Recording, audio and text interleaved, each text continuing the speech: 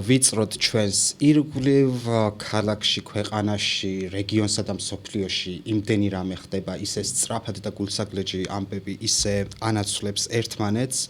რომ ზოგჯერ ყველაფრისთვის თვალის მიდევნება, ყველასთვის მხარდაჭერის გამოცხადება, ან იმის მცდელობა, რომ ადამიანებმა ყურადღება მიაპყრონ რიგ საკითხებს, რაც ვიწროდ ჩვენი თემის თუ ქვეყნის და უფრო ფართოდ მსოფლიოს ბედს განსაზღვრავს, რთულია. თან სოციალური ქსელების ეპოქაში, როცა შეგიძლია უბრალოდ მარტივად მოწონება დატოვო, ისე რომ ემოციურად სულ არ აღიქვა ამბების სიმძიმე, რაღაცები თან მარტივიც ხდება და თან უფრო მეტადაც რთულდება. მხარდაჭერის გამოხატვა მაგალითად და საერთოდ ის კითხვაც ბევრად აქტუალური ხდება დღევანდელ სამყაროში, სოციალური ქსელების ეპოქაში, რა არის ნამდვილი სოლიდარობა, რა არის მხარდაჭერა და რა არის თანაგანცდა. ისევ საქართველოს რო დავუბრუნდეთ ავტორიტარიზმის გაფორმების პროცესში, სოლიდარობის როლი და მნიშვნელობა სულ უფრო მნიშვნელოვანი ხდება, მაგრამ საერთოდ რა არის ეს ყბადაღებული სოლიდარობა, რაზეც შეიძლება ბევრჯერ გვსმენია, მაგრამ მისი ნამდვილი მნიშვნელობის შესახებ არც ვიცოდეთ. ვისაუბრებთ დღეს და ავტორიტარიზმის წინააღმდეგ რამდენად მნიშვნელოვანია სოლიდარობის და სოციალური კავშირების ძალა მაგაზეც. ჩვენი სტუმარი იქნება სოციალური მოძრაობა სოციალური დემოკრატიისთვის წევრი, ანთროპოლოგი და გენდერის მკვლევარი თათია დვალი. და ეს ამ სეზონის ბოლო ეპიზოდი იქნება. დიდი მადლობა 64 სოლიდარობისთვის და იმის განცდისთვის, რომ საერთო ბრძოლაში ვართ, იმიტომ რომ სტუდიასაც გვითმობდნენ და ტექნიკურადაც ხარს გვიჭერდნენ. ეს უკანონო პოდკასტია, მე გიორგი ბასხაჯაური ვარ და ახალი ეპიზოდების ნახვა, უფრო სწორად ძველი ეპიზოდების ნახვა შეგიძლიათ ჩვენს YouTube-სა და Spotify-ის არხებზე და თუ ახალი სეზონი იქნება, მაგის შესახებაც გაგაგებინებთ მანდეთანვე. მოკლედ, მადლობა თათია მოსვლისთვის. და მოკლედ სოციალურ ქსელებებზე და სოლიდარობაზე ვახსენე და აი მათ შორის საზოგადოებრივი მაუწყებლიდან ძველი საზოგადოებრივი მაუწყებლიდან მარშები რო ეწყობა და იქაც არაერთხელ გვსმენია ხოლმე სოლიდარობა და სხვადასხვა სოციალური ჯგუფის სახელი და სხვადასხვა საკითხი რომლის მიმართაც ადამიანების ყურადღების მიპყრობას ცდილობდით და დღევანდელ სამყაროში საერთოდ სოლიდარობა რა არის? ან როგორია სოლიდარობა იმ დროს, როცა რაღაცნაირად სოციალურ ქსელებში ვიხარშებით და თითქოს კონტენტად იქცა მათ შორის რაღაცა გასაჭირი სხვადასხვა ადამიანების რა. მადლობა კიდევ ერთხელ მოწვევისთვის. ძალიან დიდი და მნიშვნელოვანი თემა, თან განსაკუთრებით შენ ვიცვალებრაკოთ ხო? კი ბატონო. შენ როგორც თავიდანვე ახსენე,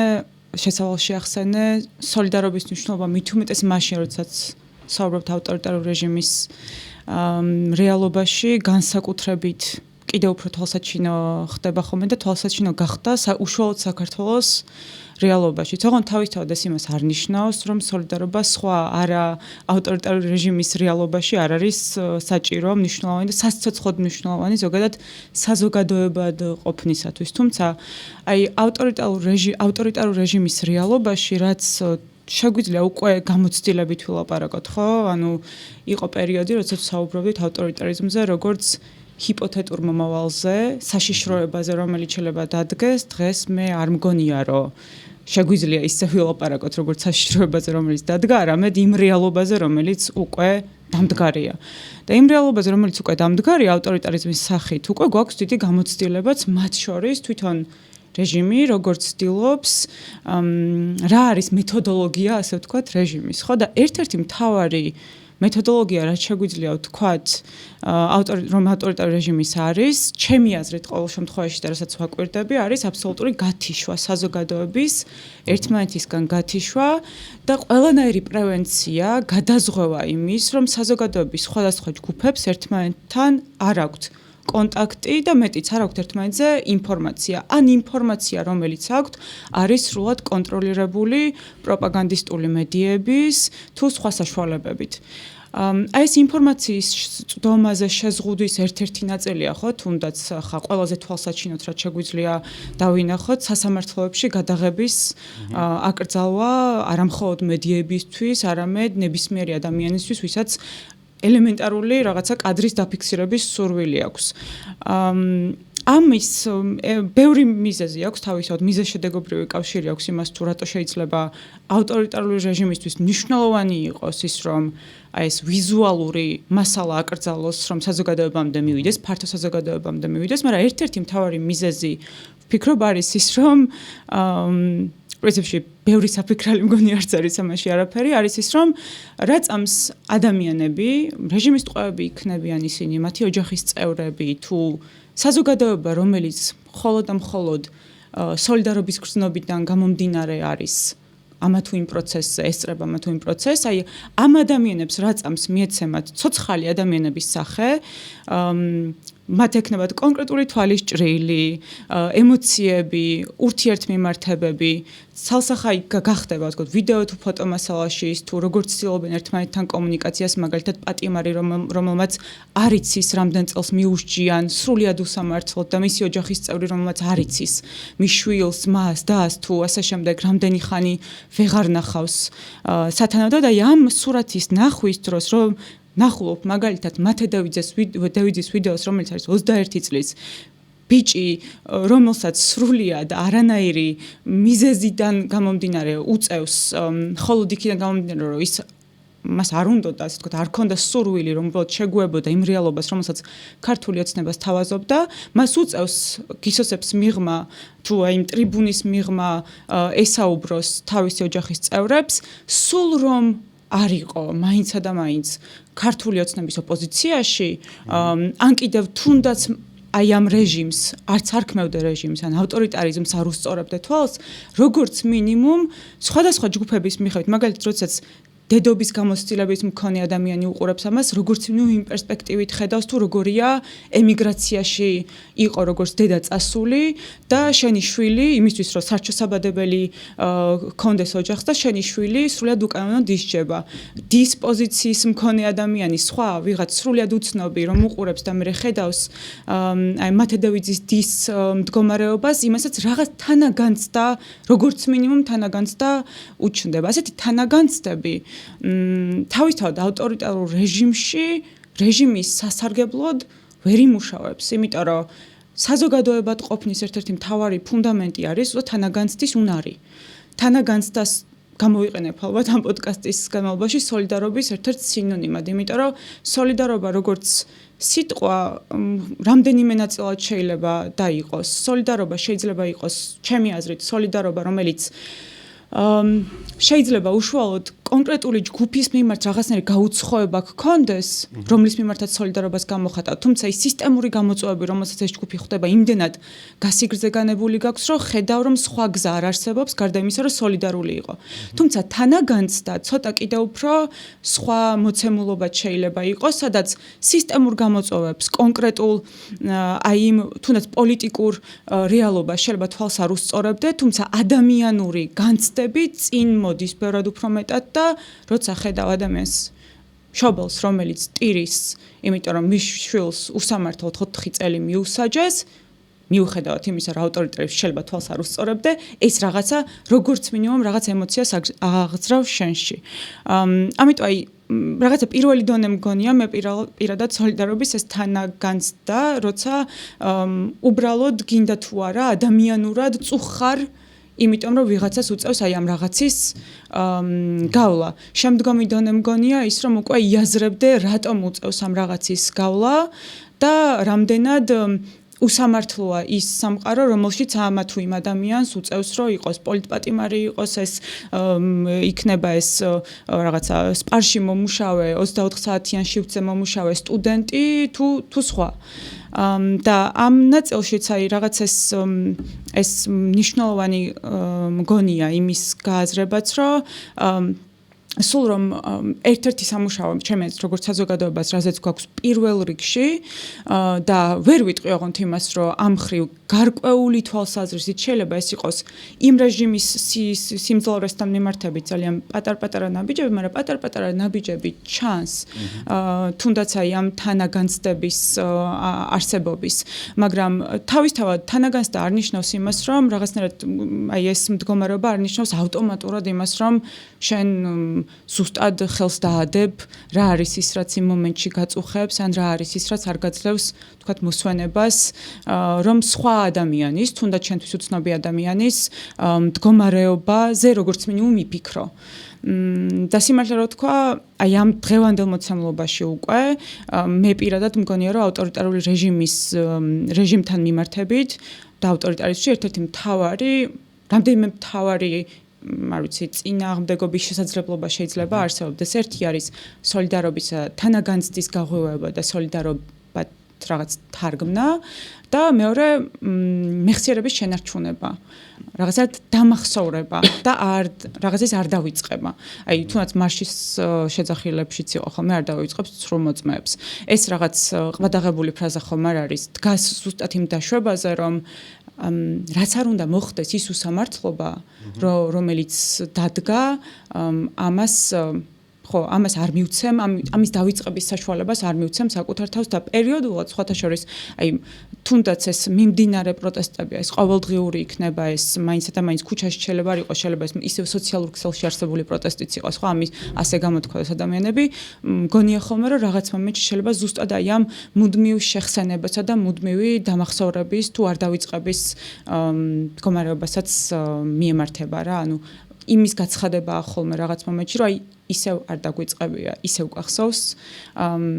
და ისევ ვცდილობთ რომ აი იმ დათქმით გავაგრძელოთ, სადაც არ გვავიწყდება ის ჩაგვრები, რომელშიც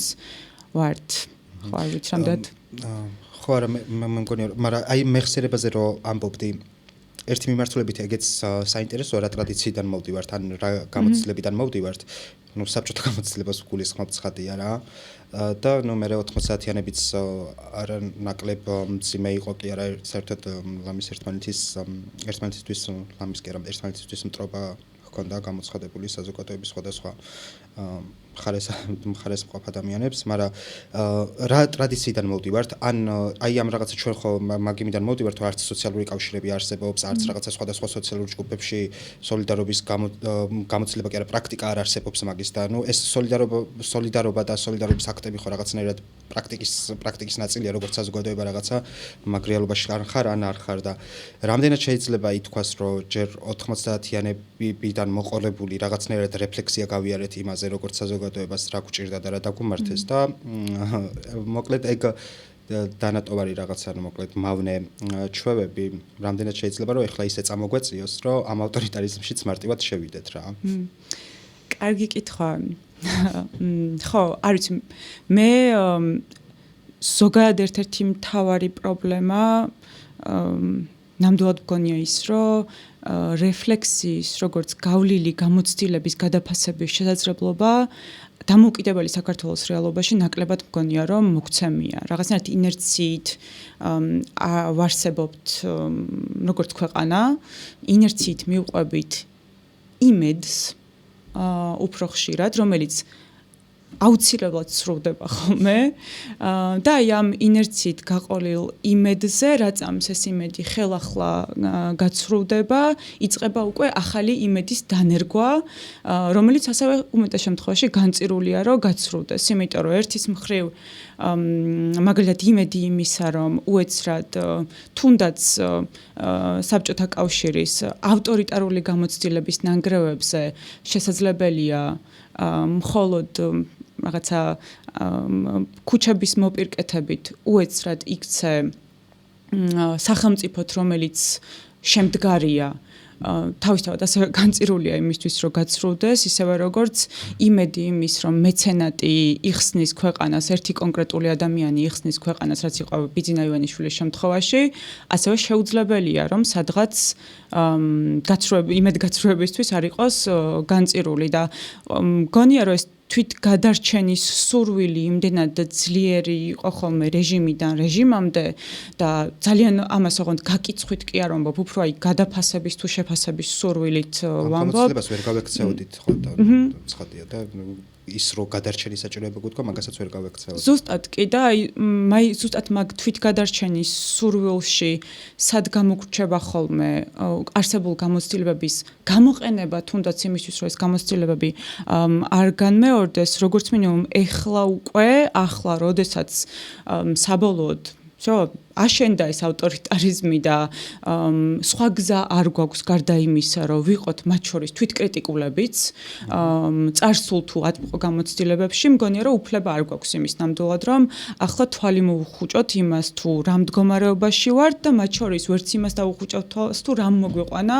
აქამდე. ხშირად არის ხოლმე, ხშირად ისმის ის, რომ წარსულის გამოცდილებები ისეთი მნიშვნელოვანი თითქოს არ არის, იმიტომ რომ ახლა რა გავაკეთო, ეს უნდა ითქვას თითქოს ავტომატურად ახლა რა არის სწორი, შეუძლებელია რისთვის არსებობს ისტორიული გამოცდილება, რატო ვსწავლობთ ერთ ისტორიას, ხო, თუნდაც სკოლაში ეს ხო რაღაც მხოლოდ რაღაც ეროვნული იდენტობის შექმნის პროცესი არ არის მხოლოდ ისტორია, ხო, ძალიან მნიშვნელოვანი გამოცდილებების საბადოა. და უახლოს ისტორიას რო გადავხედოთ, ნამდვილად მგონია ის, რომ ეტაპიდან ეტაპზე, ოღონდ ხშირად ეს ახალი ეტაპი კარდინალურად შეიძლება არც განსხვავდებოდეს ძველი ეტაპისგან, სახეცვლილი იყოს რაღაც უფრო მანკიერი წლის გარღვევის შესაძლებლობა, ჩემი აზრით არ მოგცემია, თუნდაც აი ხა ბოლოს რაც თქვი, მეცენატის ერთი კონკრეტული ადამიანის, როგორც ხსნელის წარმოდგენა, რომლის ვალიდაციის ერთ-ერთი მთავარი არგუმენტიც იყო ის, რომ ის უკვე მაძღარია და როგორც მინიმუმ მას აღარ დასჭირდება, რომ ჩვენი ფულები შეჭამოს, რაც ძალიან საციალო ჟღერს დღეს უკვე, ხო, მაშინ როცა ოფშორების კანონები დაგვაშენეს თავზე, ძალიან გულუბრყვილო და სასაციალო ჟღერს ნებისმიერი აი ეს დაშვება, რომ მაძღარ ადამიანს და ძალიან უხეშად ვამბობ ამას ვიცი, მაგრამ ადამიანს, რომელიც ორიენტირებული და მისი მთელი იდენტობა, მთელი ცხოვრება არის ფულის კეთებაზე, მათ შორის არ ვიცით რა გზებით, რანაირად, ფულის კეთებაზე, მისთვის მაშინ როცა ძალაუფლებაში მოვა, ეს რა ქვია, თავი ჩაიხურება და ავტომატურად დემოკრატიული მმართველი გახდება. აქვე უნდა ითქვას ისიც, რომ ერთი ადამიანი შეუძლებელია იყოს დემოკრატიული მმართველობის ფორმა. ერთი კონკრეტული ადამიანი. და ეს თუნდაც მხსნელის მოლოდინი და მუდმივი ერთ ადამიანზე ჩამოკონწიელებული იმედი იმისა, რომ ეს ქვეყანა საიდანღაციდან გამოძვრება,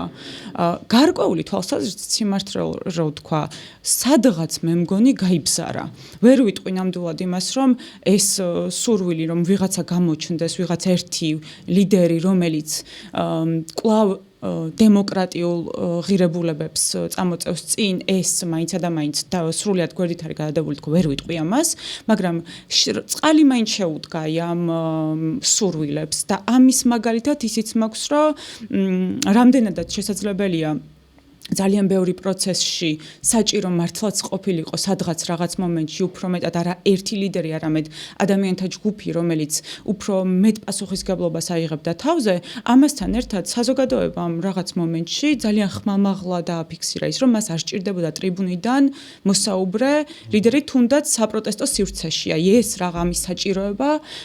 მას არ ედგა და ეს მნიშვნელოვანი განაცხადი მგონია ნამდვილად. თავარი რაც მგონია არის ის, რომ დროსთან ერთად უკვე აგერ წელიწადზე მეტი არის, ხო, ეს პროცესები მიდის და ეს წელიწადზე მეტი რომ ვამბობ, მგონია, რომ ძალიან პირობითი ათვლა სინამდვილეში. ეს ბევრად უფრო ადრინ, როგორც მინიმუმ წინა 2024 წლის გაზაფხულის გამოცდილებებს ვერ დავივიწყებთ, როგორც მინიმუმ ვერ დავივიწყებთ 2023 წლის გაზაფხულის გამოცდილებებს, ისევე როგორც ვერ დავივიწყებთ იმ კონკრეტული ჯგუფებისა თუ ადამიანების გამოცდილებებს, რომელთათვისაც ავტორიტარიზმი ბევრად უფრო ადრე იგრძნობოდა და შეიძლება მას ავტორიტარიზმის სახელდება არ ქონდა, თუმცა ავტორიტარიზმის ნიშნები ბევრად უფრო ადრე მჟღავნდებოდა ამ ჯგუფებთან მიმართებით, ვიდრე ფართო საზოგადოებასთან მიმართებით, ხო? იქნება ეს მაგალითად რეგიონალური პროტესტების შემთხვევაში, იქნება ეს ქვიერ ადამიანების შემთხვევაში, იქნება ეს თუ სხვა, ყველა ის შეზღუდვა და მათ შორის ის მეთოდები, რომელსაც იმ პერიოდში ჯერ არა ავტორიტარიზმის ფორმით არსებული ხელისუფლება იყენებდა, წააგავდა ნამდვილად იმ საცეცებს, რომელიც დღეს უკვე ესე ფართოდ არის მთელი ქვეყნის მასშტაბს მოდებული. თუმცა აი ამ პირობით ათვლაშიც, რომელიც არის, რომ ერთი წელია აი ამ პროტესტში ვართ, ერთი წელიც ძალიან ბევრია, ხო? და რაც უფრო მეტი დრო გადის, რასაკვირველია შესაძლებელია, სადღაც რაღაცა მომენტში ისევ გაჩნდეს ის ცხოველი სურვილი იმისა, რომ მხსნელი ერთი კონკრეტული თუ ორი, სამი, რომელიც ერთ ძალას წარმოადგენს, გამოჩნდეს და კვლავ გაჩნდეს ის ilūzija, რომ აი აქედან გამოსავალი შეიძლება ეს იყოს. ამიტომ მგონია რომ ძალიან საჭიროა ისტორიული გამოცდილებების გადაფასებაც, მაგრამ ამავდროულად იმასაც ვიტყვი, რომ ჩემი აზრით დღეს უკვე რა თქმა უნდა, ნებისმიერი წინააღმდეგობა იქნება ეს თუ ნებისმიერი სიტყვა და წინადადება, რომელსაც ამ პოდკასტში იქნება თუ სხვაგან ვიტყვი, პირველ რიგში გამსჭვალულია სურვილით, რაც პირველ ეტაპზე ნიშნავს იმას, რომ ავტორიტარიზმი აღარ იყოს ქვეყანაში. ამის შემდგომ უკვე უკეთესი ქვეყნის წარმოდგენის სურვილია. ხო, უკეთესი ქვეყნის წარმოდგენა ძალიან მიჭირს მე თვითონაც, თუ კი ავტორიტარიზმი არსებობს ხო ქვეყანაში, მაგრამ თუ უკეთესი ქვეყანაც არ მაქვს წარმოდგენილი, როგორც მინიმუმ არ ვიცი ის ქვეყანა, რომლისთვისაც ვიბრძვი, როგორი უნდა იყოს და მხოლოდ ავტორიტარიზმის გარეშე აი ეს წარმომიდგენია, ძალიან მარტივია ამ მანკიერი წრის კვლავ განმეორება ყოველ ჯერზე, როცა მაშინაც კი, როცა ავტორიტარიზმი აღარ იქნება ამ ქვეყანაში. ეს დღე დადგება, მაგრამ რაღაცნაირად უფრო საზოგადოების უკეთ შეჯერება არის იმაზე საჭირო, თუ როგორი ქვეყნისთვის ვიბრძვით, გარდა იმისა, რომ ვიბრძვით ქვეყნისთვის, რომელიც ავტორიტარიზმის გარეშეა. რამდენიმე მნიშვნელოვანი საკითხი ახსენე მოკლედ. ერთი მაგალითად აი ეს თანაგანცდის ამბავზე მე გარშემო ხშირად მომისმენია ხოლმე, რომ ამ საკითხებზე მეც ასე ვფიქრობ და ასე მიმაჩნია, მაგრამ აზრი არ აქვს, ან მე ვერაფერს ვერ შევცვლი, რაც მგონია რომ პირდაპირ მტერია თანაგანცდის, იმიტომ რომ მუდმივად თუ არ ირჯები იმაში, რომ რაღაცნაირად მაინც მიუხედავად იმისა, რომ შეიძლება წყლის ნაყოფად გეჩვენებოდეს და აფიქსირო, რომ გაღელვებს ადამიანების ბედი და მათ შორის ხედავ იმას, რომ შეიძლება შენ თვითონ ბრძოლის აქტიური ნაწილი ვერ ხარ, მაგრამ ადამიანები შენთვის მათ შორის შენთვისაც იბრძვიან.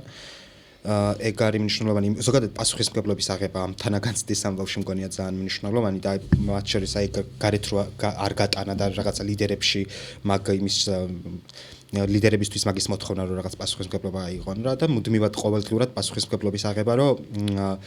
განვიცდი და ვაფიქსირებ და მუდმივად მოკლედ ამ რაღაცა ადამიანური სავარჯიშოდან ამოდი ხარ რა, იმიტომ რომ თუ მუდმივად მოკლედ ვჩუმდები, იმიტომ რომ მგონია რომ აზრი არ აქვს, საბოლოო ჯამში საერთოდ რაღაცების განცდის უნარს შეიძლება ვკარგავდე, მაგრამ მეორეა კიდე აი ეს მოძრაობები ახსენე და მათ შორის რაღაცა პროტესტები ახსენე და ამ პროტესტში სხვადასხვა ჯგუფების თუ ინდივიდების ჩართულობის ამბავი ახსენე, მაგრამ თუ მხარდაჭერას მუდმივად უცხადებ, აი არის საინტერესო ჩემთვის, თუ მხარდაჭერას მუდმივად უცხადებ რაღაცა პროცესს, რაღაცა იდეას და მე ყოველთვის ეჯახები კედელს და აღმოაჩენ, რომ შენი მხარდაჭერა და სოლიდარობის მიუხედავად რაღაცა შედეგი არ დგება. იქნება ეს რაღაცა გაფიცვა თუ მაგალითად მშრომელების გაფიცვა, რომელსაც შეიძლება ადამიანმა მხარი დაუჭირო და მე აღმოაჩინო, რომ საერთოდ არც არაფერი არ იცვლება არც ამ მშრომელებისთვის და არც რაღაცა თუ სხვა სოციალური ჯგუფი არ აქვს მნიშვნელობა. მოკლედ რა არის ამ სოლიდარობის თუ თანაგანცდის მტერი რა, მუდმივად მარცხს როცა ეჯახები, ხო შეიძლება რომ პირიქით ან სირცხვილმა ან უძლურებამ კიდევ უფრო მეტად გაგტეხოს რა. მოკლედ გარდა იმისა, რომ რაღაცა რეჟიმი თუ სისტემა განზრახვა აქვს ეგეთი და ცდილობს, რომ რაღაცნაირად ეს კავშირები დაშალოს ადამიანებს შორის და სოციალურ ჯგუფებს შორის რა. რა არის მტერი მოკლედ ამ იმის სოლიდარობის ეგ არის საინტერესო. სიმართლე რომ თქვა, მე მგონია რომ სოლიდარობის მტერი რა არისო, მარტო ავტორიტარიზმის ვერ ჩავკეტავთ ამას, ხო? ბევრად უფრო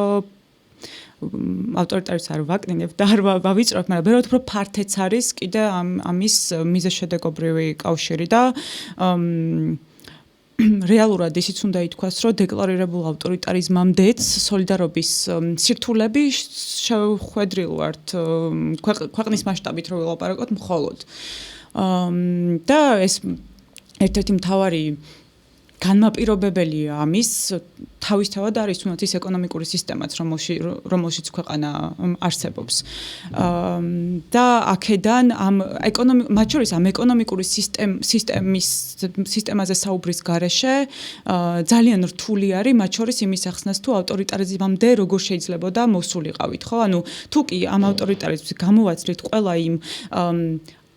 არ ვიცი როგორ დავარქვა ზუსტად, ყველა იმ წინაპირობას, რომლითაც შესაძლებელი გახდა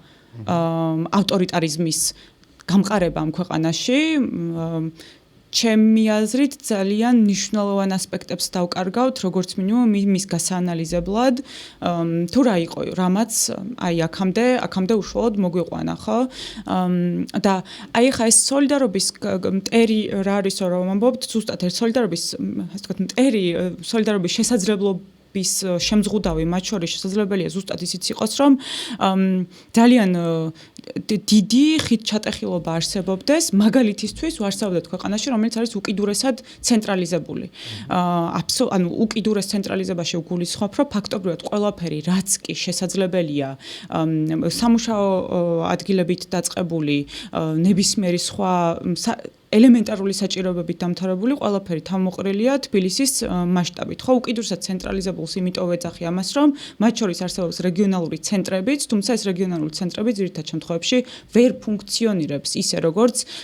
უნდა ფუნქციონირებდეს ესა თუ ის თუნდაც რაღაცა მუნიციპალური ცენტრი, ხო? მაგალითისთვის ცოტა ხნის წინ ვიყავით, ახლა მაგალითად სახალხო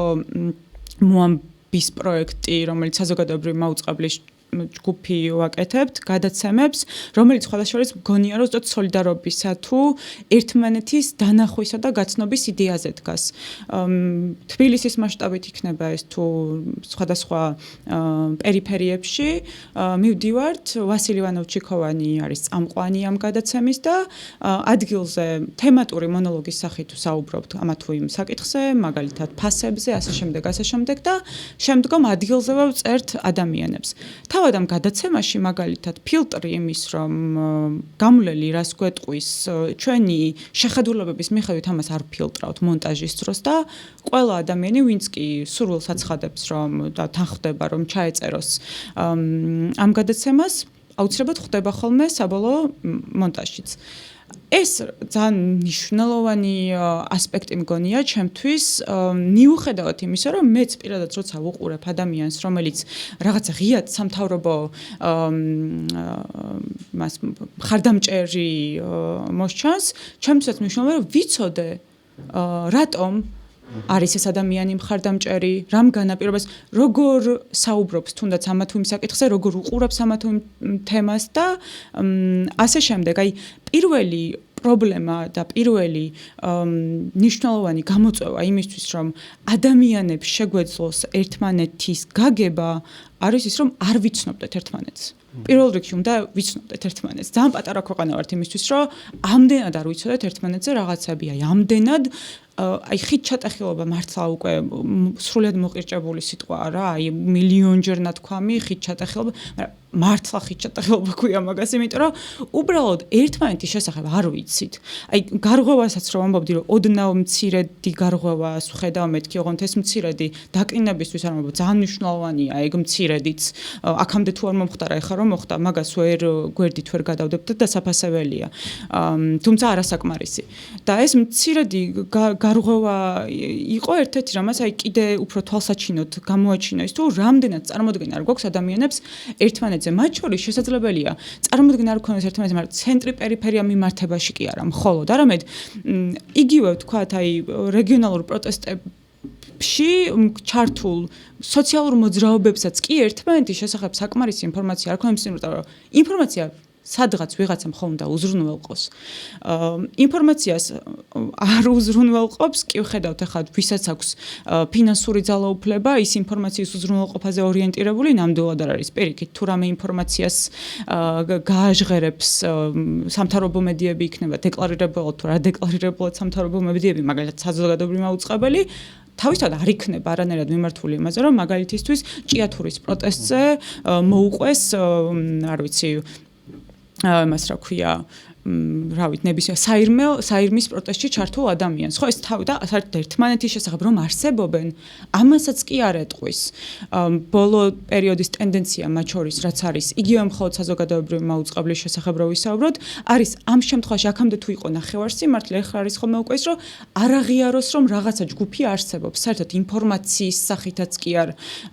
გააჟღეროს ეს და თუ კი არ იცი, რომ სადღაც არსებობს ჯგუფი, რომელიც შეიძლება ზუსტად იგივენაირ პროტესტში არის, ან კიდე დაახლოებით მის მიმართ არსებული სამთავრობო თუ რეჟიმის მეთოდოლოგია ზუსტად იგივეა. იქნება ეს რაღაც კორუფციული სქემით მიტაცებული მიწაწყალი იქნება ეს, შემდგომში იქ არსებული ადგილობრივი ფეოდალი, სამართლებრივი დევნა თუ ასე შემდეგ. თუ ესენი არ იცი, ძალიან რთულია მერე უცებ აი არსაიდან თუ ინფორმაცია არ მაქვს ვის მიმართ ვარ სოლიდარული, ეგ მაინც ხო უნდა ვიცოდე. ანუ იმისთვის რომ თქვა სოლიდარობა რაღაცა სურებს, უნდა ვიცოდე რომ სურებში პროტესტია. ამიტომ გონია რომ ერთ-ერთი მთავარი ყველაზე მნიშვნელოვანი გამოწვევა დღეს რაც გვიდგას და რატომაც არსებობს ხო სინათლე არ უნდა ჩაქრეს კამპანია თუ ასე შემდეგ არის ის რომ ინფორმაციის მიმწოდებელი მედიები შენარჩუნდნენ ქვეყანაში. მაგის გარეშე შეუძლებელი იქნება ვერანაირი სოლიდარობის შენება ვერ იქნება მარტივად წარმოსადგენი ყოველ შემთხვევაში თუ მართლა ის არ ვიცით რა გვიჭირს და რა გველხინს. თუ მე ხვალ რაღაც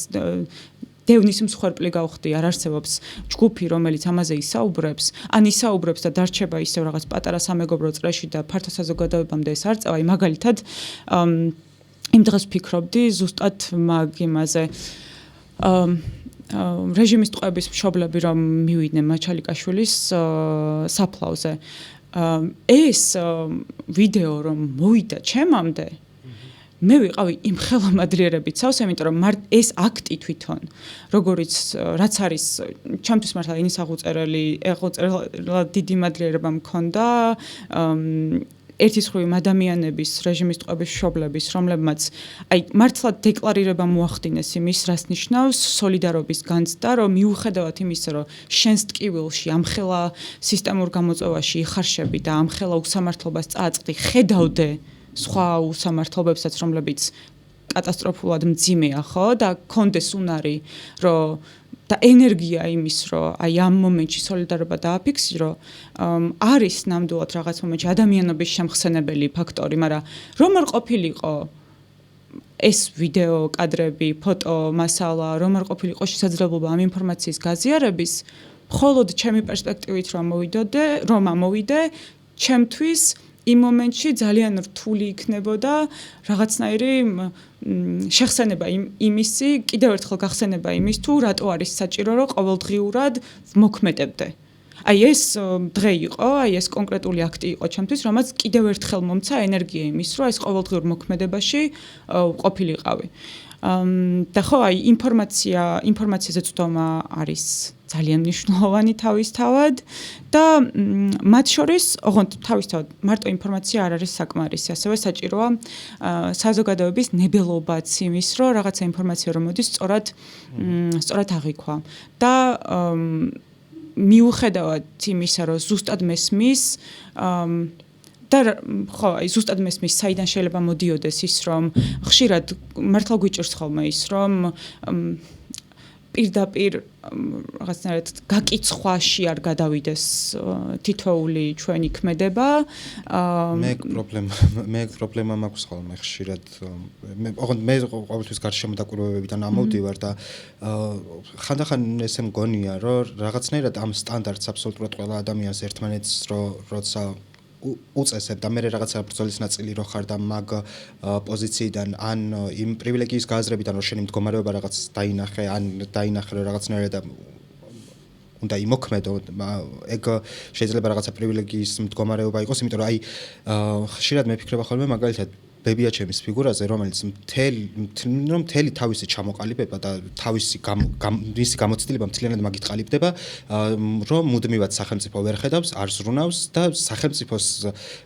ის როგორც მოქალაქე არასდროს არ დაუნახავს და მუდმივად ამ უარყოფით როგორც მოქალაქე მუდმივად უარყოფაში ყალიბდებოდა და მე ახლა და 80 წლამდე კი მიაღწია მუდმივად ამ გამოცდილებაში ჩამოყალიბებულმა, რომ ვერასდროს ვერ ხედავდა სახელმწიფო როგორც მოქალაქეს, რომელსაც რაღაცა ან ღირსება აქვს, ან რაღაცა საჭიროებები აქვს და ან ზრუნვა სჭირდება რა. ხო და მე რაღაცნაირად მგონია, რომ ცოტა უსამართლოა ხოლმე ეს დისკურსი შეიძლება მე მესმის, რომ რაღაცნაირად ამ განზიდვაშიც ყალიბდება, რომ რაღაცა აქტიური ვარ და ჩემს მდგომარეობას ხედავ და რაღაც, მაგრამ მე მგონია, რომ შეიძლება ბევრ ადამიანს გაუმართლებელ ტვირთს აკისრებდეს ეს დისკურსი რა, იმ ადამიანებს ვინც მაგ რეალობაში გაიარა ჩამოყალიბება რა. კი, აი მაგიტომაც როცა დასვიკითხვა ისტორიულ გამოცდილებებზეც, ხო, ეს ისტორიული გამოცდილებები მათ შორის იმისთვისაც ჭირდება, რომ გამოცდილება ერთია პოლიტიკური, მაგრამ მეორეა რაღაცა ინდივიდუალური, მეორეა ემოციური, ეს რაღაცა ისტორიული ხო და ეგ ნაწილი არის მნიშვნელოვანი რა. კი, იმიტომ რომ ამ ისტორიული გამოცდილების გადაფასების გარეშე ფაქტობრივად კონკრეტული თაობა გამორჩენილია აი ამ გამოცდილებებში, კონკრეტული თაობა გამორჩენილია იმ კუთხით, რომ აი ამ რაღაც პოლიტიკური ეტაპიდან ეტაპამდე ცვლილებაში მათი დრო არასდროს არ დადგა. ანუ ფაქტობრივად რაღაცა უდიდეს რაღაცას შეეჯახა ეს ხალხი უფრო მეტად მაქვს აი ზანუხიშად თქვა ბებია-ბაბუის თაობაზე და შემდგომში რაღაცა მათ ჩარეცხილები უწოდეს, მერე რაღაც უბრალოდ ელემენტარული პირობები არ გააჩნიათ და ამ ადამიანების ადგილი ამ ქვეყანაში არასოდეს არ მოიძებნა. მაგიტომაც ახლა ჩემთვის მაგალითად ძალიან მიუღებელი არის იყო და იქნება ის სახელდება, როგორიც იყო ხოლმე ახალგაზრდების პროტესტი თუ რაღაცა ეს ჯენზის პროტესტი. იმიტომ რომ მესმის ოღონდ რა თქმა უნდა ეს წამყვანი ძალა ნამდვილად შეიძლება იყოს შედარებით უფრო ახალგაზრდა თაობა, ზუსტად იმიტომ რომ ფიზიკური რესურსი არის საჭირო, თუმცა და უარყოფაც ნაკლებად უარყოფის რაღაცა მთელი ცხოვრების გამოცდილება არ აქვს, უარყოფის და შესაბამისად პროტესტში ვარია. თუმცა ანუ იქ რაღაც მომენტში როდესაც ეხლა რო თვალი მოვალოთ ძალიან პირობითი არის აი ეს განზოგადებული შეფასება, რომ მხოლოდ კონკრეტული თაობა იყო ამა თუ იმ პროტესტში. ნუ ხა დღეს ხო საერთოდ აღარც მაქვს საუბარი, ხო დღევანდელ რეალობაში ბევრად უფრო დიდია წილი, შედარებით უფრო ხანდაზმული თაობისა, რომელიც ბოლომდე რაღაცნაირად სიჯიუტით მიყვება ამ პროცესს და მათი ერთ-ერთი არგუმენტი არის ხოლმე ისიც, რომ აი ამ პირად საუბრებში, რომ ნუ მე რაღა დამრჩენია ცხოვრების, ჩემთვის არაფერი არ იყო და სხვას მაინც რაღაცა დავუტოვა უკეთესი ქვეყანა, რაც თავის მხრივ ძალიან დრამატული გაშიშვლება არის იმის თუ რას თავაზობს ეს ქვეყანა ხანდაზმულ ადამიანებს. არაფერს, ანუ პირდაპირ არანაირი ბევრი ფიქრი და ეს არ არის საჭირო პასუხის გასაცემად. სრულიად არაფერს. ახლა მართლა პენსიის რაოდენობის მიღმაც გადის ეს თავისთავად, ხო? ეს არ არის მხოლოდ ელემენტარული მედიკამენტებზე წვდომის საკითხი. ესეც სრულიად საკმარისი არის ამ კრიტიკისთვის, თუმცა აქ არ იკეტება მხოლოდ ეს პრობლემა, ყველაფერს თავი დავანებოთ, გადაადგილება არის შეუძლებელი კონკრეტული თაობებისთვის. თავად ცენტრის ცენტრში კი ძალიან რთულია, არ არსებობს არანაირი სერვისი, რომელსაც შეიძლება ამ ადამიანებმა მიმართოთ და მათთვის უბრალოდ სივრცე არ არსებობს, სადაც ოდნავ მაინც იგრძნობენ იმას, რომ სახელმწიფოსთვის ისინი არიან დაფასებულები და საჭირონი ერთადერთი მომენტი, როდესაც ისინი გრძნობენ, რომ მათი არსებობა მნიშვნელოვანია, არის წინასაარჩევნო პერიოდი, როდესაც სრულიად პოპულისტური მიზნებისთვის ამ ადამიანებს პირდაპირ ვიტყვის, სრულიად აცლიან ნებას და აი ერთ-ერთი რასაც თავაზობენ ხოლმე არის რაღაცა ან პირდაპირ მოტყუების გზით, ან კიდევ ისეთი პირობების მიცემით, რომელიც ყველა მიცის, რომ ესე მხოლოდ რაღაცა გაზრდილი პენსია, რომელიც არანაირი ტიპის რეფორმას თუნდაც არ გულისხმობს, ძალიან ყბადაღებული და მართლა წინასაარჩევნო პოპულისტური პირობაა, ხო? ანუ ეს არის ხოლმე ერთადერთი მომენტი, იყო ესეც ოღონდ, ხო? ანუ ხაწი უკვე არჩევნებიც როგორც რაღაცა ბერკეტი, ესეც კი ბუტაფორიული დემოკრატიული ბერკეტიც კი აღარ არსებობს, აი ამ ნაწილშიც კი მორჩენილია ეგ ამბავი, მაგრამ ყოველ შემთხვევაში აი იმ დემოკრატიის იმ ფორმაშიც კი, რომელიც აქამდე გაგვაჩნდა, არა მხოლოდ აქვე უფრო ფართოდაც შეგვიძლია მაგ მხრივ წავიდეთ და ზოგადად ხალხის ამ ქვეყნის მოქალაქეების საჭიროება და მათ შორის მათი პოლიტიკაში ჩართულობა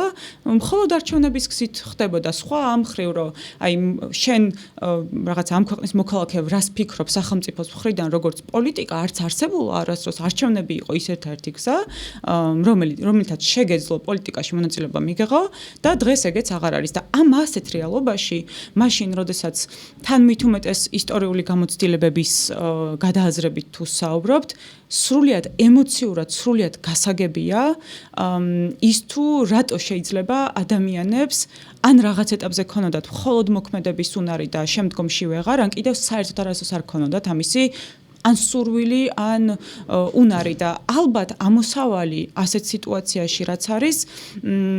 არის როგორ იქცევა ის საზოგადოება, რომელსაც გააზრებული აქვს, რომ მოქმედება არის აუცილებელი და საჭირო, რას აკეთებს ის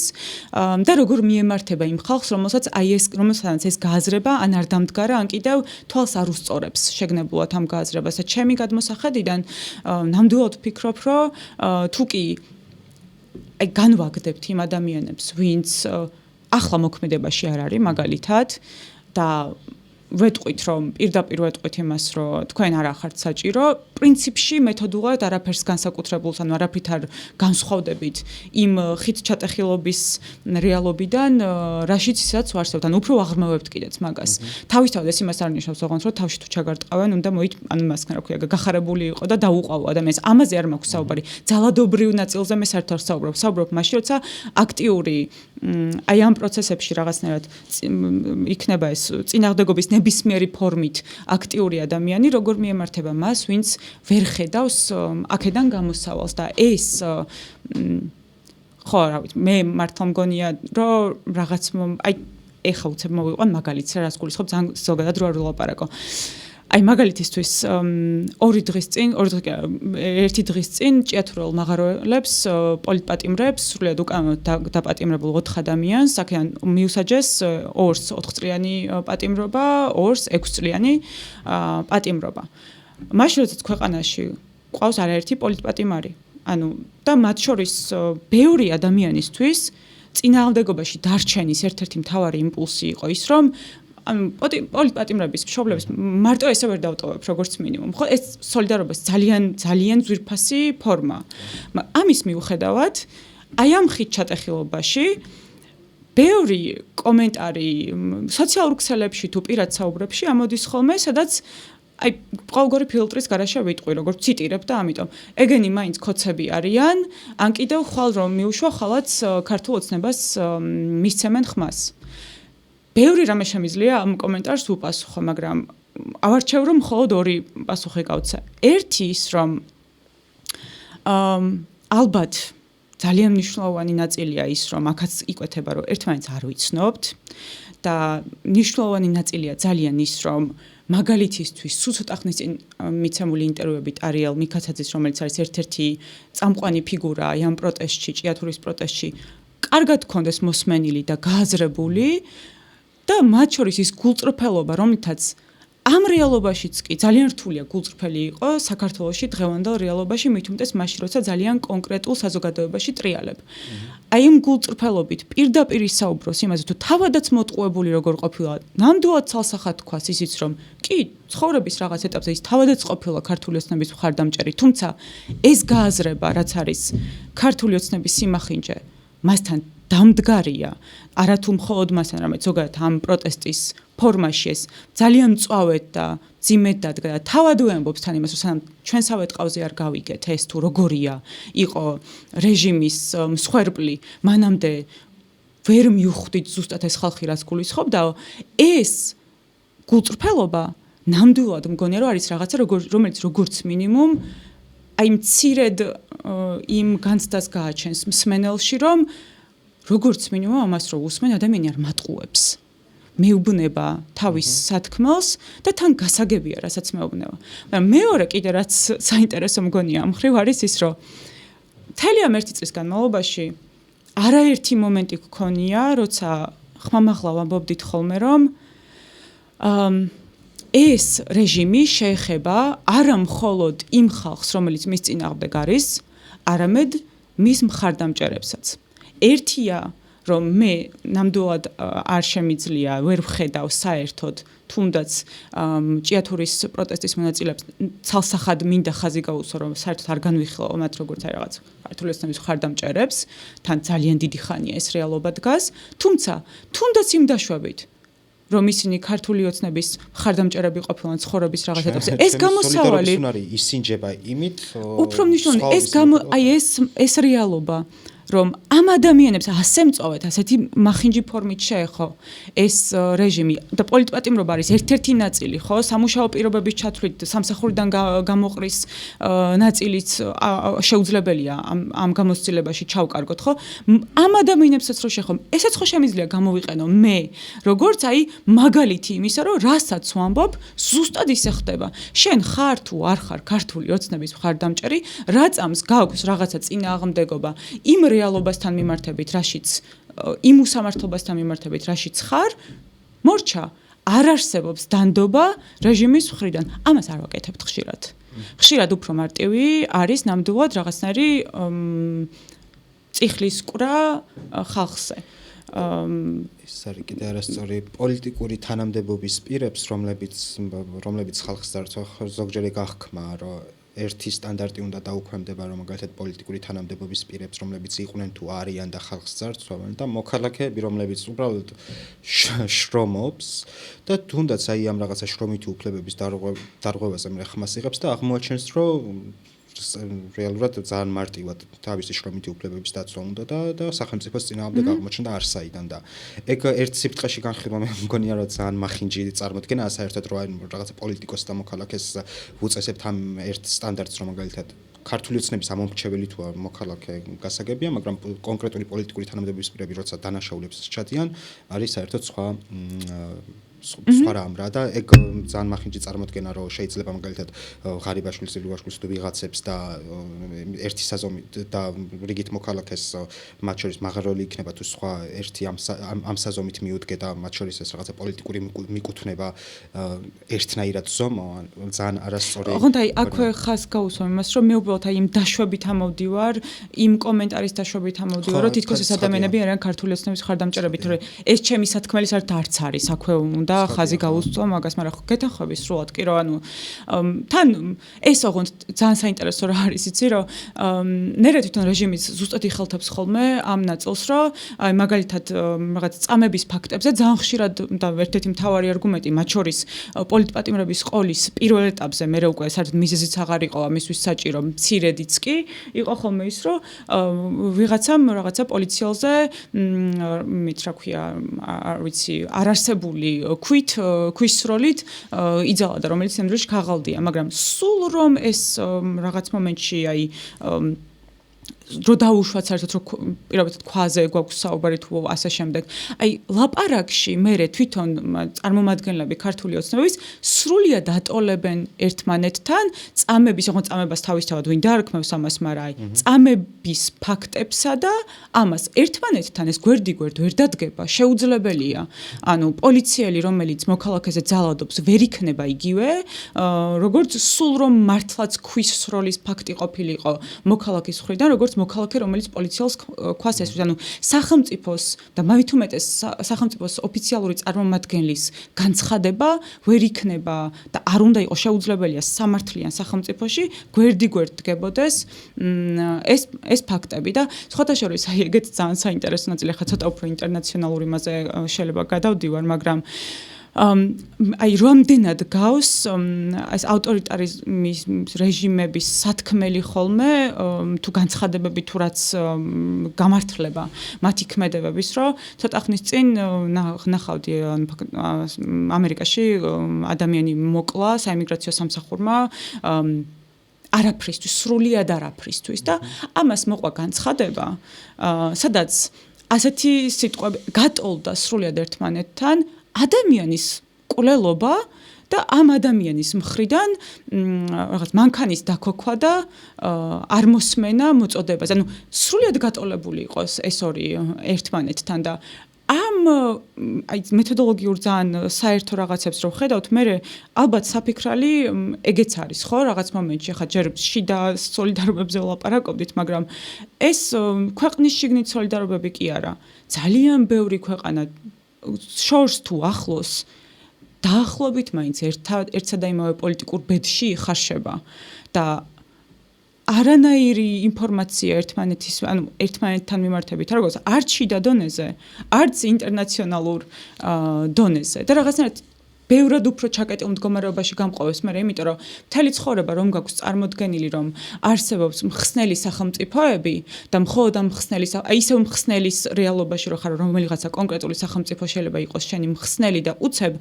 არც იქ არის მთლად დემოკრატიული პროცესები, ერთის მხრივ შენ გაშეშებს და მეორე მხრივ რო არიცი რომ გვერდით სხვა ერები, არა მხსნელი სახელმწიფოები, არამედ მხსნელი ბრჭყალებში, სხვა ერები ზუსტად იგივეს თუ არა, შეიძლება უფრო მძიმესაც გადიან, მათზეც აღარ გაქვს ინფორმაცია, იმიტომ რომ მთელი ცხოვრება ვისაც შეყურებდი იყო მხსნელი სახელმწიფო. მაგრამ ისიც საერთოდ ალოგიკური ალბათ არ ამით რაღაც ძალიან მცდელობის ნაწილია, მაგრამ მახინჯი კი მგონია, რომ იდეოლოგიურად იყოს განსაზღვრული, როცა ადამიანებს კლავენ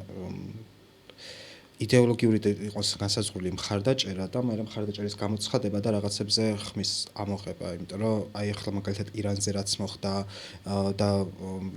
და მე ამ რაღაცა ღაზას ამბების წამოძახება, რომელიც ვერ საიდან მოდიოდა ბოლომდე ვერც გავიგე, მაგრამ არ ვიცი, ანუ მე მგონია, რომ არსებობენ ადამიანები, ვისაც რაღაცა შეიძლება იდეოლოგიურად წარმოდგენილი ჰქონდეს რაღაცების გადანაწილების, მაგრამ მე მგონია, რომ რიგით მოქალაქისთვის ეგეთი მნიშვნელოვანი არ უნდა იყოს, მათ შორის მემარცხენეობა, მემარჯვენეობა და სხვადასხვა ეგ რაღაცა პარადიგმები, უბრალოდ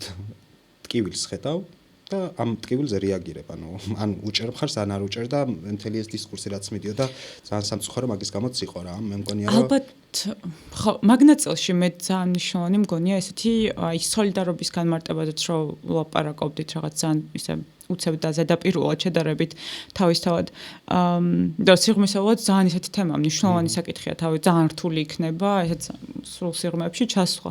და ვერ ვიტყვი ნამდვილად, რომ მეც ზუსტად აი სახელ და ხელის დადებით შემიძლია ვთქვა,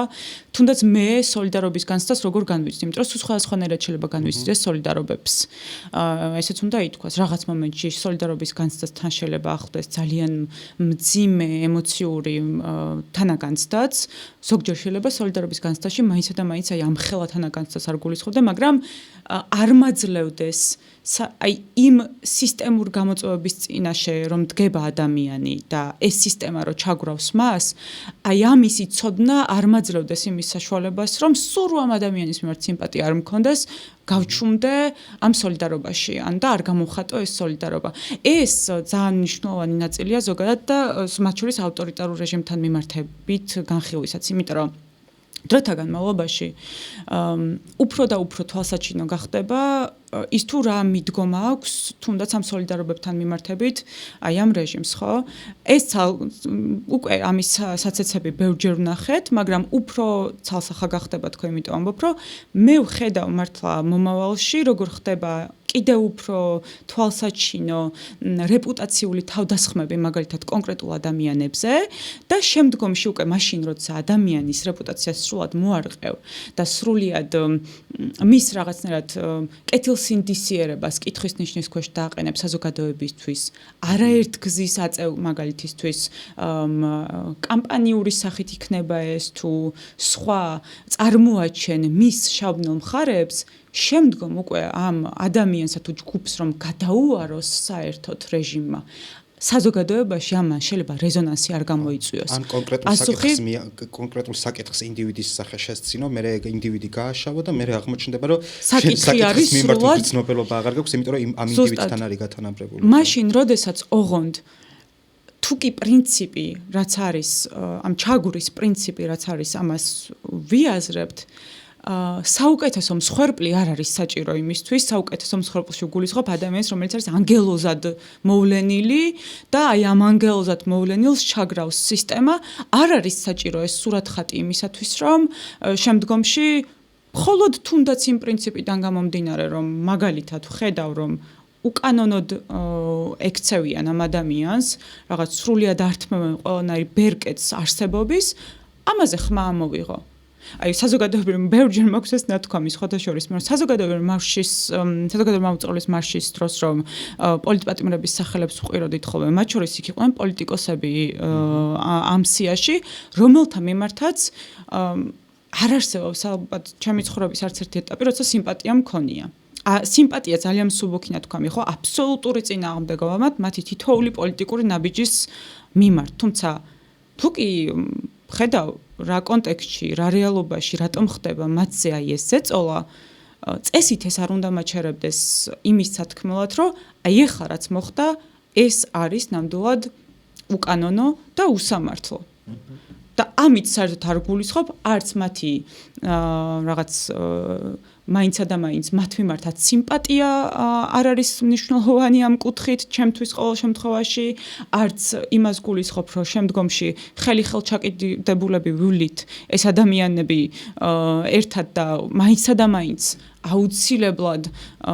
შევთანხმდებით რაღაც საკითხებზე მაგრამ თუ კი ადამიანს ჩაგრავს რეჟიმი მაინც და მაინც რაღაცა მართლა ანგელოზად მოვლენილი არ არის აუცილებელი რომ იყოს რომ ცალსახარო თუ ამაზე ხმას არ მოვიღებ ხვალ მე შემეხება როგორც მინიმუმ აი ეს ნაწილი და აი ამასაც ვიტყვი და ვაიმე ძალიან ბევრს ლაპარაკობ ამასაც ვიტყვი და იმას ვიზამ რა ქვია ეჭდები რომ იმას თქვა წიადება დავასრულო რომ აი რომ ამბობდი თავიდან რომ სხვადასხვანაირად ეხე ანუ ავტორიტარული რეჟიმის საცაცები თქო და გამოვლინებები პირველი გამოვლინებები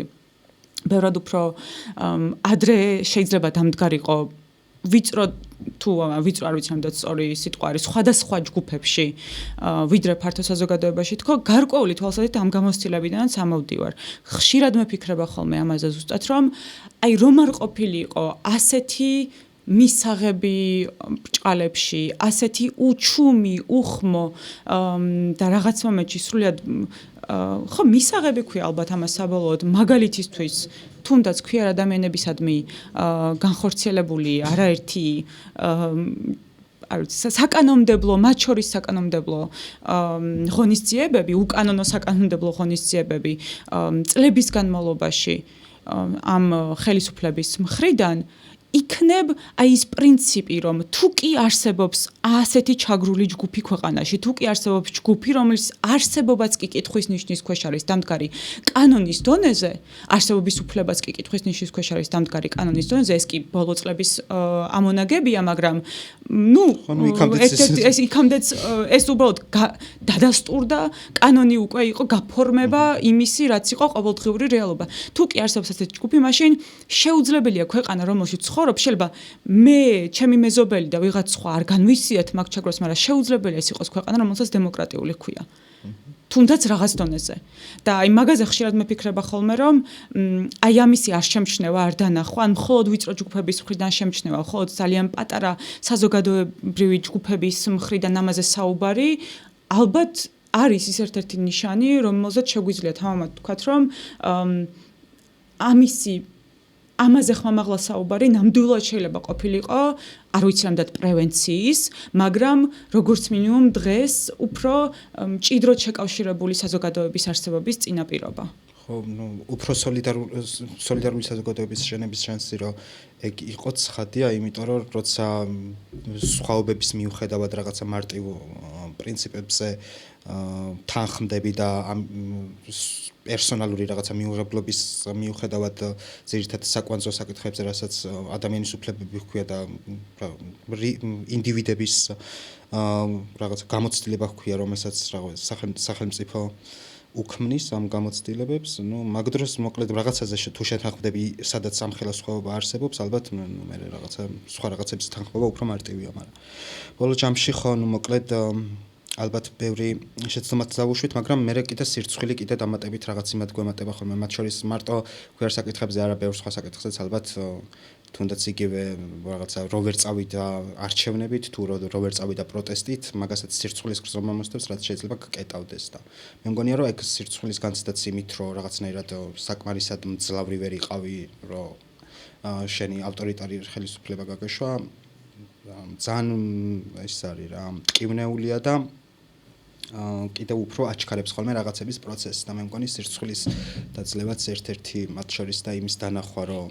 ჩვენ რაღაცები ვერ შევძელით როგორც წარმოგვედგინა და მე რაღაც მანდედან როგორ ვაგრძელებთ გზას ეგ არის მნიშვნელოვანი მოკლედ შეიძლება ცოტა არეულად ვთქვი მაგრამ ბევრი რაღაც ვისაუბრეთ სოლიდარობის ამბებზე და ბოლოს საუბრის ბოლოსკენ პრინციპში წავიდეთ რამის თქმა დამატება თუ გინდა. კი, მინდა ერთი პატარა ელემენტის, რომ ამ პროცესებში ოღონდ ამას რაღაც არ ვამბობ ნამდვილად, სრულიად გულწრფელად არ ვამბობ რამე პოზიტიური ელემენტის შემოსატანად. ამასაც რაღაც თვალი საკმაოდ მკაფიოდ მაქვს გასწორებული იმაზე, რომ მათ შორის ყბადაღებული პოზიტიური ემოციები შესაძლებელია არ აისახებოდეს ხოლმე მთლად საუკეთესოდ. ამას მართლა ესე ვგრძნობ და ამიტომ ამბობ, რომ ამ პროცესებში რაც სოლიდარობები ვნახე ოღონდ ძალიან დიდ არ ვიცი, მაძლევს ლეგიტიმაციას იმის, რომ თქვა, რომ საზოგადოებაც საბოლოოდ მაინც ვარსებობთ. და აქამდეც მithქვამს ხოთაშორის ეგ, იმიტომ რომ აი ეს რომ საზოგადოებად ვარსებობს, იმიტომ რომ ამის შეხსენებაც გვჭირდება, ჩემი აზრით, რომ რა თქმა უნდა, ოღონდ უამრავი ნაკლოვანებით, უამრავი რაღაც გამოსასწორებელი უამრავი დეტალით, რომელზეც მუშაობა აუცილებელია, ძალიან მნიშვნელოვანი დეტალებით თან რაღაც ისეთი კი არა, რომ აი პატარა დეტალია, რომელიც უნდა გამოსწორდეს, არამედ ძალიან მნიშვნელოვანი დეტალებით, მაგრამ ამის მიუხედავად, აი თუნდაც რომ ვხედავ, აი ელემენტარული ცოტა ხნის წინ, ერთი თვის წინ იყო მოძრაობა და პლუს მხარდამჭერები რაღაც ადამიანებისაც სურვილი ჰქონდა ბალდის პროტესტისადმი მხარდაჭერა გამოეცხადა და გამოეცხადებინა განსაკუთრებით მას შემდეგ რაც დედების კარავი მეორე კარავი გაჩნდა ბალდის პროტესტის წიაღში ეს ადამიანები ერთი თვე ალბათ გასული წავედით ბალდაში ერთი უბრალოდ კონტექსტისთვის მსმენელს რომ ვუთხრა რომ ბალდაში კარავი დგას უკვე 2 წელია მაგრამ ეს დედების კარავი ამ სახელდებით თავადაც თვითონ პროტესტის და ადგილობრივები როგორც ამ კარავის სახიანებს ეს დედების კარავი დაიდგა მას შემდეგ რაც უკვე თვითონ კომპანიამ რომელსაც სურს სოფელში ჩააბეტონოს კანიონი კომპანიამ უკვე აღსრულებაში გადაწყვიტა რომ აღესრულებინა თავისი ნება იმიტომ რომ ავტორიტარული რეჟიმის სასამართლომ რასაკვირველია ხალხის წინააღმდეგ გამოიტანა განაჩენი და კომპანიას მისცა ამის უფლება. აი ამ ეს პროცესი რო დაიწყო, დედები და უფრო ფართოდ ქალები ამ პროტესტის მონაწილე ქალები ესეთი რაღაცა ითქვა, რომ საკმარისია ის რომ ამდენი ხანია ვუყურებთ ჩვენ შვილებს, რომლებიც ამ პროტესტში არიან, თუმცა არ ნიშნავს ეს, რომ ქალები ან დედები არ ყოფილა პროტესტის მონაწილეები, მაგრამ კარავში ცხოვრობენ და ჩვენც აი ახლა ჩვენი შვილების სოლიდარობისთვის ვაკეთებთ ამას. ესეც ძალიან მნიშვნელოვანი დეტალია და ამ ვიზიტს დავარქმევ. თან გვახლდა პოლიტპატიმრის არჩილ მუსელიანცის დედობილი ცარო, აფხაზეთიდან სოლიდარობის უნიკალური მაგალითია მართლა ადამიანმა ფაქტობრივად იშვილა პოლიტპატიმარი ბიძგი მისცა მას რომ ციხეში გაეგრძელებინა სწავლა თან იურიდიულ ფაკულტეტზე და მართლა ადამიანობის საუკეთესო მაგალითია ეს კონკრეტული შემთხვევა გვახდა თან აფხაზეთიდან დევნილი აზად შელაჩავა რომელმაც თავისი ხელებით მიაბარა ქართველი გარდაცვლილი ჯარისკაცი მიწას მაშინ როდესაც ეს რომ სადმე გაჟღერებული იყო ადგილზე მოკლავდნენ აზას რომელიც სხვათა შორის აი თუნდაც თბილისში შუქრუთის ჭიათურის თუ ნებისმიერი სხვა პროტესტის კადრი რომ ნახოთ აბსოლუტურად ყველა აქციაზე დგას აზა და აი ამ დედების კარავში აი კადრი რომ დავინახე როგორც ხედან დედების ბალდელი დედების კარავში აზა და ცარო და საუბრობენ ძალიან სრულიად ადამიანური თანაგანცდით ზუსტად და ადამიანური გრძნობების გაზიარებით თუ როგორია მათი ყოველდღიურობა, რას განიცდიან, რას გრძნობენ, ამ პროცესში რას ნიშნავს იყო ჩართული და გტკიოდეს ყოველი ის დეტალი, რომელსაც გადიხარ, სხვისი თუ საკუთარი ყოველდღიურობა გტკიოდეს, აი ეს სურათი თუნდაც რომელსაც ჩემი თვალებით ვუყურებდი, მაძლევს ნამდვილად იმის შესაძლებლობას, რომ თქვა, რომ საზოგადოებად ვარსებობთ. უბრალოდ იმისთვის, რომ ეს საზოგადოება იყოს მყარი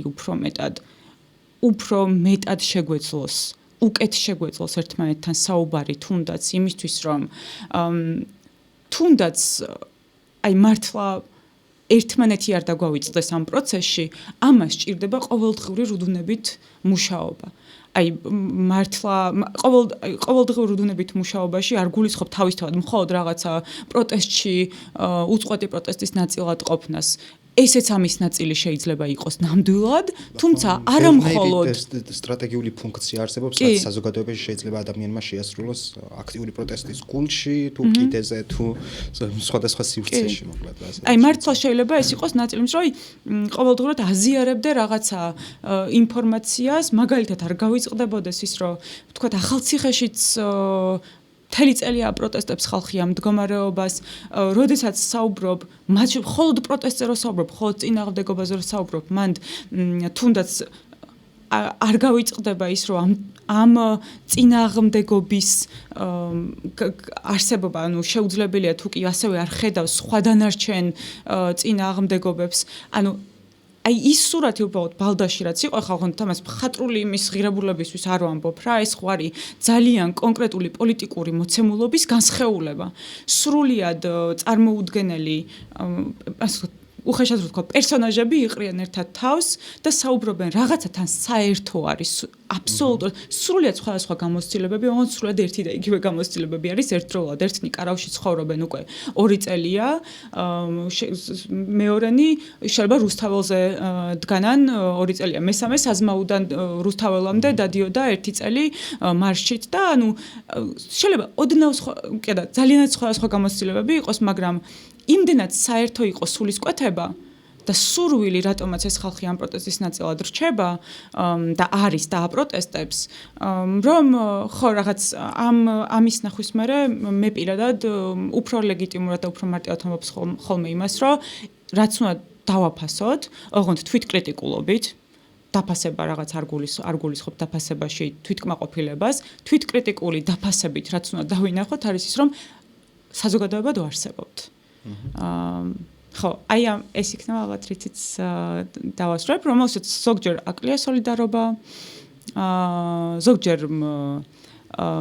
ხო, შეიძლება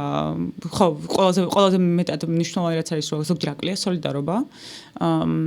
კონკრეტულ ჯგუფებს ვერ ხედავს რაღაც მომენტებში, ერთმანეთის ზუსტად კარგად არ ვიცნობთ, მაგრამ თუ კი საზოგადოებად ვიარსებებთ, ალბათ ამ გზასაც რამენაირად გავივლით. რამენაირად მივალთ ერთმანეთამდე. თუნდაც ჭიათურის ამბავიც რო ვთქვი, ხო? პირდაპირ ვიტყვი, 1 წლის წინ ჭიათურის პროტესტის საუბარი ლამის აკრძალული იყო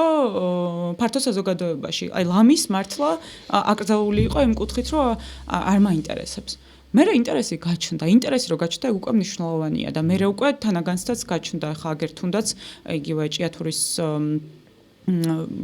სასამართლო პროცესზე იმდენი ადამიანი იყო, რომელიც ხოლო ჭიათურიდან არ იყვნენ თავისთავად, ხო? ეგეც ძალიან მნიშვნელოვანი ნაწილია, ჩემი აზრით, ამ პროცესების თუ რამე დადებითი შეიძლება ამ პროცესებს ჰქონდეს, ალბათ ეგ არის, რომ ყველაზე უკიდურეს, მაშინ როცა ყველაფერი დაინგრევა, მე გიწევს, რომ შენი ხელებით რაღაცა ააშენო და თავარი ეგ არის ოღონდ, რომ ამ პროცესში გავიაზროთ რა არის ის, რასაც რისი აშენებაც გვინდა. და ნუ იმის მუდმივად დანახვაც, რომ თუ ერთ დღეს აღმოვაჩენ, რომ ბევრად უფრო ინდიფერენტული ვხდები და რაღაცები ნაკლებად მადარდებს, იმის ანალიზი თუ რაღაც საკუთარი მდგომარეობის დანახვა, რომ რატო ხდება ეგრე, რატომ ჭირს ეგ, იქნება იმიტომ, რომ ავტორიტარიზმის მცდელობა მთლიანად მაგაზია მომართული, რომ ინდიფერენტული გაგხადოს და რაღაცნაირად გადაფასება მუდმივად როგორ მცვლის მე ეს ავტორიტარული წესრიგი. დიდი მადლობა. საინტერესო იყო საუბარი. დიდი მადლობა თქვენ, რომ გვისმენდით და გვიყურებდით, გამოგვიწერეთ და